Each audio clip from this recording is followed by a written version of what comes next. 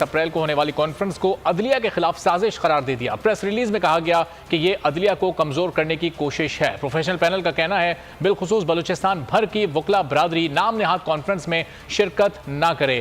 Pakistan bar council کے ممبر منیر احمد کاکڑ اس وقت ہمارے ساتھ موجود ہیں، مزید جانیں گے۔ جی منیر صاحب، کیا تاثرات و جذبات ہیں آپ کے اس کانفرنس کے بارے میں؟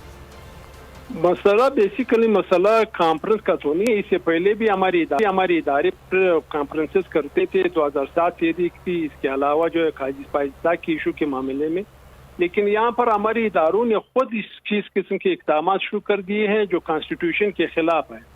ہم یہ سمجھتے ہیں کہ ہم نہ عمر عطیہ بندال اینڈ کمپنی کے، نہ ہم قاضی اینڈ کمپنی کے فیور کریں گے بیجا، نہ اس کے لیے صورتکار کے حصے نہ ہم پی ڈی ایم کے لیے، نہ ہم پی ٹی آئی کے کوئی بنیں گے۔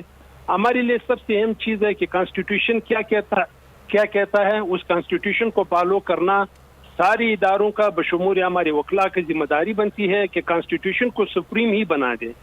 اگر یہ سلسلہ ان لوگوں نے شروع کر دیا تو کل اس ادارے کے اوپر نہ کوئی تعظیم ہوگی، نہ کوئی تقسیم ہوگی۔ بہت شکریہ منیر احمد کاکڑ کرنے کے لیے۔